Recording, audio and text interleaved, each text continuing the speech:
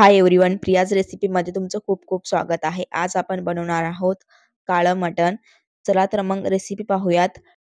मार्गशीर्ष महिना संपलेला आहे आणि नॉनव्हेज वाल्यांसाठी काहीतरी झालंच पाहिजे। त्यासाठी मी इथे घेऊन आलेली आहे काळ्या मटणची रेसिपी। एकदम सोपी आणि कमी वेळात मी सांगणार आहे। सो पूर्ण रेसिपी नक्की पहा। इथं मी घेतलेली आहे खराब झालेली तळणीची जाळी। माझ्याकडे कांदा टोमॅटो भाजून घ्यायची जाळी सुद्धा आहे, पण त्यामध्ये खूप वेळ लागतो आणि गॅस सुद्धा खूप जळतो। त्यामुळे मी ही खराब झालेली जाळी घेतलेली आहे। त्यामध्ये मी अर्धा खोबऱ्याचा गुंड घेतलेला आहे। त्यामध्ये मी अशा प्रकारे कट करून घेतलेले कांदे ठेवणार आहे। 3 मध्यम आकाराचे कांदे आहेत। हे छान असे काळा कलर येईपर्यंत भाजून घ्यायचे आहेत आणि करपायलेत म्हणून भिवून जायचं नाहीये की हे बाबा करपत आहेत, गॅसवरून काढायचे नाही। बिलकुल करपत नाहीत। हे अशा प्रकारे कलर होईपर्यंत छान असे भाजून घ्यायचे आहेत।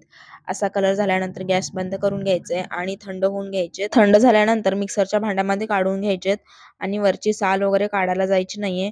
फक्त खोबरं आपल्याला बारीक करून घ्यायचं आहे चाकूनी कट करून। त्यानंतर आपण यामध्ये टाकणार आहोत मिरची। तुम्ही कितपत तिखट खाता त्या प्रमाणामध्ये मिरची वापरू शकता।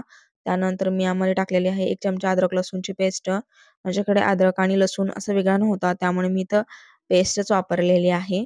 त्यानंतर थोडंसं वाटण करून घ्यायचं आहे आणि पाण्याची गरज वाटली तर पाणी टाकून घ्यायचंय। अशा प्रकारे वाटण करून घ्यायचं आहे। तुम्ही बघू शकता एकदम बारीक। त्यानंतर मी इथे घेतलेलं आहे पितळाचं पातेलं। जर तुमच्याकडे पितळाचं पातेलं असेल किंवा कढई असेल तर ती वापरा। त्यामुळे छान अशी टेस्ट येते आणि छान असं मटण आपलं होतं काळं मटण। आणि हे काळं मटण पितळाच्या किंवा मातीच्या भांड्यातच बनवलं जातं। सो तुम्ही सुद्धा असेल तर नक्की बनवा। त्यानंतर मी यामध्ये 5 ते 6 चमचे तेल घेतलेलं आहे। तेलाचं प्रमाण जास्त ठेवलंय। त्यामध्ये जे आपण वाटण करून घेतलेलं आहे ते टाकून घ्यायचं आहे आणि छान असं परतून घ्यायचंय। आधीच आपण कांदा टोमॅटो छान भाजून घेतल्यामुळे जास्त वेळ परतायची गरज पडत नाही। फक्त एक 2 ते 3 मिनिटं परतायचं आहे। त्यानंतर यामध्ये मी वापरलेला आहे घरगुती काळा तिखट। तुम्ही कितपत प्रमाणामध्ये तिखट खाता त्या प्रमाणामध्ये वापरायचं आहे। त्यानंतर मोठा 1 चमचा मी यामध्ये टाकलेला आहे मटण मसाला। त्यानंतर मोठा 1 चमचा टाकलेला आहे धने पावडर। जास्त मसाले वापरलेले नाहीयेत। घरगुती काळा तिखट आणि मटण मसाला, धने पावडर असलं की दुसरं टाकण्याची काही गरज लागत नाही काळ्या मटणला। सो एवढंच वापरायचं आहे। छान असं मसाले परतून घ्यायचे आहेत तेल सुटेपर्यंत। तुम्ही बघू शकता छान असं वाटणाला तेल सुटलेलं आहे। आता आपण मिक्स करून घेऊयात आणि यामध्ये मी टाकणार आहे उकड काढून घेतलेलं मटण। याची रेसिपी सुद्धा अपलोड आहे आपल्या YouTube वरती, एकदा नक्की जाऊन बघा। काळ्या वाटणामध्ये मटणला सुद्धा छान असं मिक्स करून घ्यायचं आहे आणि यामध्ये आपण पाण्याचा वापर करणार नाहीये। तुम्ही बघू शकता किती छान असा मटणाला काळा कलर आलेला आहे। आता आपण याला झाकून ठेवूयात एक 5 मिनिट। जास्त वेळ झाकून ठेवायचं नाहीये कारण का तर आधीच आपलं मटण छान असं शिजलेलं आहे।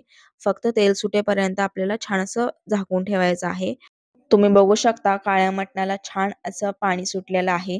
आता आपण वरून थोडीशी कोथिंबीर टाकायची आहे गार्निशिंगसाठी आणि सर्व्ह करून घ्यायचंय आणि छान असा ताव मारायचा झणझणीत असं काळं वाटणातलं काळं मटण तयार आहे। एकदा नक्की ट्राय करून पहा। तुम्हाला जर रेसिपी आवडली असेल तर लाईक, शेअर आणि सबस्क्राईब करायला विसरू नका आणि कमेंटमध्ये मला नक्की सांगा तुम्हाला ही रेसिपी कशी वाटली आणि घरी एकदा नक्की ट्राय करून पहा।